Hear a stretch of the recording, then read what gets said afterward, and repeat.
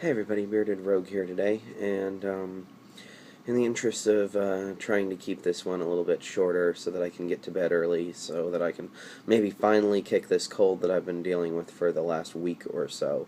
Tonight I figured I would just talk about Kickstarter. So, Kickstarter is something that I got into decently early on. My first introduction to Kickstarter was actually a project called Tech Noir, which was a role-playing game project, because I was much heavier into role-playing games back when Kickstarter first started being a thing. I was aware of the Alien Frontiers Kickstarter, but I did not back it. I was aware of the Eminent Domain Kickstarter, and I was very upset that I did not back it. And those are the earliest Kickstarters that I can remember, but Tech Noir was my introduction. I think it's the only role-playing game I've backed. I've backed 72 different projects at this point. Of those, only 3 are not games, and less than a handful are video games. Most of them are tabletop games, like the vast majority of what I've backed are tabletop games. So, Kickstarter. Initially, the feeling on Kickstarter was, yay, this is for little companies that otherwise couldn't produce product to be able to produce product. And a lot of the early Kickstarters that I funded were of that variety. Sentinels of the Multiverse, BattleCon by Level 99, their first game. Rise by Crash Games, back when Michael Coe was a designer rather than the amazing head of Gamelin Games. I backed a lot of the smaller companies that were just starting out. I backed their games on Kickstarter because I wanted to see this hobby kind of grow, and it was fun to be able to grow with them. That was probably the most exciting thing, is seeing these guys succeed. All of the games go out to backers, me get my copies, and after the first couple, the extended wait times weren't bad. Not that everybody produced wait times. Some people are really good about their time estimates. Some people are just really lucky that customs and weather and various other things haven't hit them when it comes to their redeeming of Kickstarters. But for the most part, everything's been pretty good. I only have one Kickstarter that never sent me product. That's Airborne in My Pocket. I did not back up front, luckily, even though I was very tempted to, based on everything I'd heard about the game. At that point, I was already a backer of Airborne in My Pocket, and I knew some of the legal issues that were going on, and those had come to light, of course, after that project was over. So I didn't pull the trigger on up front, and I'm very glad I didn't. Maybe someday I'll get a full version of Airborne in Your Pocket. I very highly doubt it, but it's the only one I've ever backed that went completely bust. There are some that I've backed that didn't fund, which made me very sad. Most of those came back and did fine on the refund opportunity, which personally I don't have a problem with refunding. Like, if this is the avenue that you're choosing to use to fund your project and you have no other way, coming back at another time is not a problem with me, especially if you make changes. I'm not backing New Bedford by Dice Hate Me Games. Not that I think it's a bad game, I just don't have any money after Gen Con and various other things going on. Like, I was actually able to attend Gen Con this year, mostly by curtailing my Kickstarter budget. So that's something that I've been trying to keep in mind as an issue, that Kickstarter games are great. I love Kickstarter. I love helping people through Kickstarter. But when Kickstarter becomes the entirety of my gaming budget, I cease getting games. Or, let me rephrase that, I'm buying stuff for myself a year and a half in the future, which isn't nearly as satisfying and doesn't get new games to the table. So this is one of the core conflicts I've had with Kickstarter, is that, well, I really like doing it, I love being part of the process, I love the people that I've gotten to know through Kickstarter, and I really like being able to help people who I know deserve it, to get the stuff out there. I can't back every Kickstarter. especially not now. Like, back in the early day, I was basically able to cruise from one large project to another. There were no projects on Kickstarter that I wanted to back that I couldn't back because there weren't that many projects. Now, there's 6 or 7 projects going at one time that I would like to back, and I just don't have the money. Even if I would like to. So I want everybody who's listening to this, or anybody who sees this, who follows me on Twitter or Facebook, or knows me in the hobby, understand that I support what you are up to, no matter what it is. And I would love to help you in any way I can. Unfortunately, that cannot always be with Kickstarter funds. I hope that's understood. Sometimes I feel really bad that I can't. I have to pick and choose, and I feel like, you know, I'm letting people down by not backing their Kickstarters, which is kind of the whole point. But also, I don't want to be guilt-tripped into backing your Kickstarter. That will leave a very bad taste into my mouth. Just because I have the feelings of guilt doesn't mean that it's okay for people to play upon them. So that's another thing that's come up recently is, you know, I like you, I follow you, I support what you're up to, but I might not be able to back your Kickstarter, and that might not have anything to do with the quality of the game. As I said, I think New Bedford is really solid. Everything I've seen about it looks great. Even with the whaling controversy, I just don't have the budget. It's not possible right now in what I have. So unless some of you guys can find me a more lucrative position, which in the board gaming world I highly doubt that exists, I'm just going to have to be picking and choosing from this point forward, just because all the people out there needing help, I just don't have enough to spread it all the way around like I used to. And that's another thing. If you run your Kickstarter between Origins and Gen Con, you are asking for me not to fund you. Like, the time between conventions, I understand convention season is the busiest time. You have to have certain things done at certain times in order to be able to get stuff out by various conventions, Essen and Gen Con and all of that, and I understand all of that. But if you are funding a Kickstarter between Origins and Gen Con, there is a very high probability that I will just have to say, I'm sorry, I can't back this.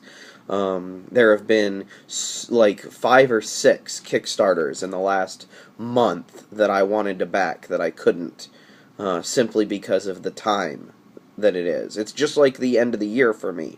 If it's around Christmas, I probably can't back your Kickstarter, no matter how much I love you or your company or the game. It's just bad timing. Don't put Kickstarters in the last month of the year. Don't put Kickstarters in the month between Origins and Gen Con. That's my only request. That's if you care about me backing it. If you personally don't care at all whether or not I back your Kickstarter, then feel free to run it whenever you want. Just understand that for me, that's the case. And well, I've had products show up for all of the Kickstarters that I've backed except for one. There are some companies I will no longer do Kickstarter business with. Game Salute, surprise, surprise, is the primary one. I think they had a very good idea. I think they had some very great designers and some very great games that signed on, and they bit off way more than they could chew. And now they're just continually running Kickstarters in order to try to dig themselves out of the hole, using one Kickstarter to pay for the distribution of a previous Kickstarter. And they're in a never-ending loop, and I don't see any way for them to get out of it except for investing their own money, which they seem to be extremely unwilling to do. So, rather than slowing down, which they did for a while, they seem to be picking back up again. And it's just not good. Whether you're shipping games without a box, or you're shipping games 2 years late, or you're shipping Walkstar with a timer that doesn't work and not the promised pieces that are in the box, or you're shipping Shadow Rift and its expansion a week and a half to 2 weeks after the Kickstarter for the second edition of the same game is over. I mean, I have to stress this, guys. If you're going to offer a second edition of the game, and the people who ordered the first edition of the game haven't received it yet, you're wrong. You're just absolutely wrong. Like, it's one thing to be out and about and have things on Kickstarter, and then a year later or whatever, after everybody's received everything, do a second edition of the game. Like the Sentinels of the Multiverse guys did their enhanced edition version of the game. Guess what? I got it in addition to their original edition. Why? Because they were completely upfront and legit about it, and because they had fulfilled all of their backer rewards on the original first edition before they released the enhanced edition. They were totally on the up and up about it. You know, I was free to choose not to back.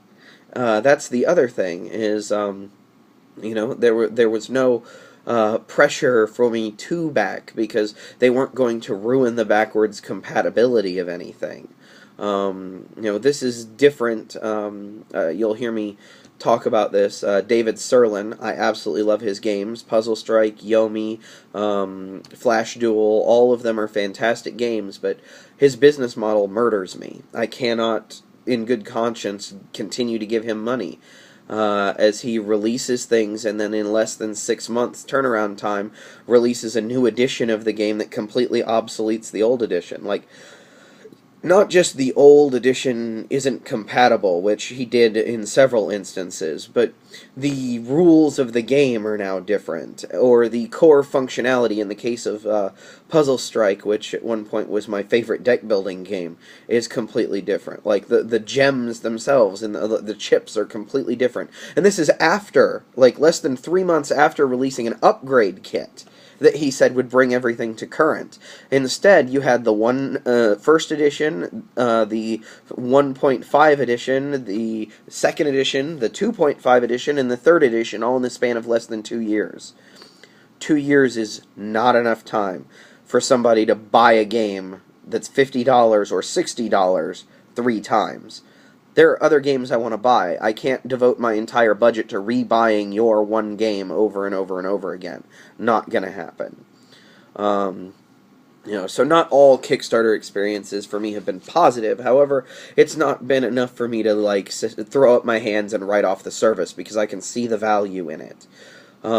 As an independent designer who's looking to be picked up, I personally am not interested in running a Kickstarter. I don't want to be a publisher. I want to pitch games to publishers and have the publishers run all of that business side. I want to be in the business of making fun, not in the business of making products, I guess is the best way to put it. So you'll never catch me trying to run my own Kickstarter, no matter how much I know about it as a platform, or how many articles I've read about it, or how much of Jamie Stegmaier's blog I've bookmarked.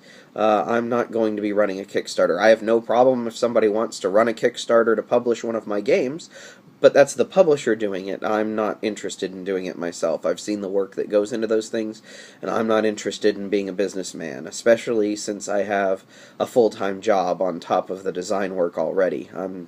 I can't even imagine being able to take the time to do that. So, Kickstarter as a platform, I think it's a really good idea. I think it's lost its way somewhat, but if you're a savvy individual, then it's really easy to sort the wheat from the chaff. I mean, Game Salute bit off more than they can chew, and they've earned a reputation to justify that. You know, Queen Games puts out some pretty good games, but they're putting everything out and using Kickstarter as basically a pre-order system. If you really want their games and you are comfortable pre-ordering them through Kickstarter, then go ahead, although I've heard that their communication is horrible on top of it. You'd think that a large game company with games that they're basically repackaging in big box format would have everything in a row, and they don't seem to be able to deliver like some of the smaller companies. You know, there are some companies that have never burned me, not once, like Crash Games, Gamelin Games, Greater Than Games, Dice Hate Me Games. I've never been burned by any of these guys. Like, if there's a delay, I know about it, like the gigantic monsoon that delayed one of the Sentinels releases, you know. Level 99. Level 99 is notorious for delays, however that's because Brad is so giving that he puts 3 times as much game in the box as he originally intended, and has to do all of the development work and playtesting work and making sure that it's up to quality before he actually ships it. So That's another matter. Like, I absolutely love all the stuff that I get in a level 99 game, and I feel like it's always up to quality. They don't cut any corners, but sometimes I end up waiting a really long time for the game because of the amount of stuff that ended up in the box during the Kickstarter that wasn't originally planned for. Even so, I've still never been burned. Every product that they've shipped me has been the highest quality and more than I originally was in for on the Kickstarter. Like, Devastation of Endines has so much in the box that you can't get it in the box. Like, I had to, that big box up there on top of my chessboard is my BattleCon box, and I had to move Devastation to a bigger box just to be able to contain it all, because Level 99 puts so much stuff in their Kickstarters, it's ridiculous.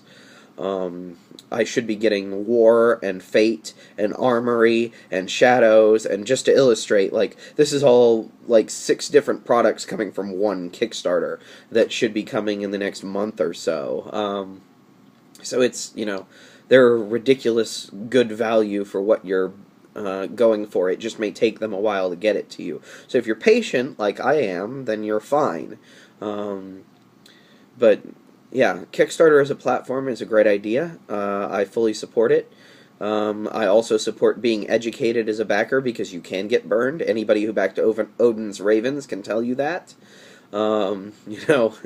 There's other examples, but for the most part, creators have been on the up and up with me, and I've been really excited to watch as their companies grow and merge and change and get bigger and go in new directions, and I love supporting all of you guys. So if you see that I've backed any of your Kickstarters, know that I'm very appreciative for the effort that you put into it, and I'm really excited for the products that you guys put out.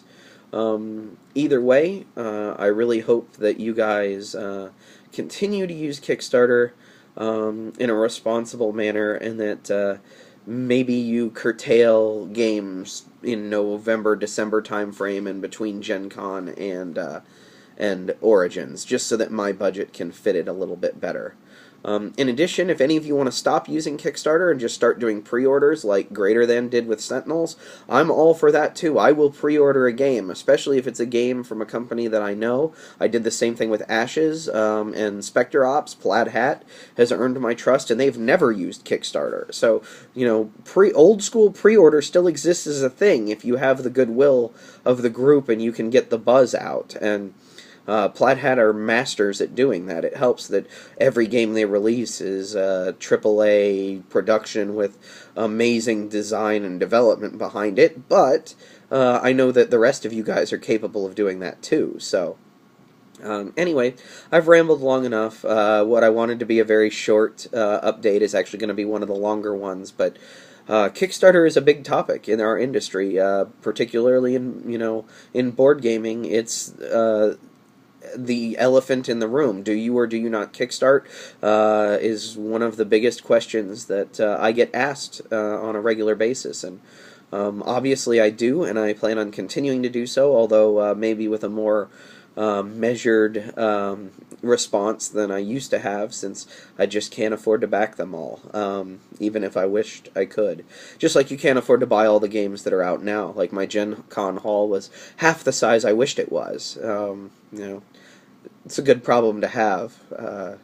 So many good products out there waiting for me to pick them up.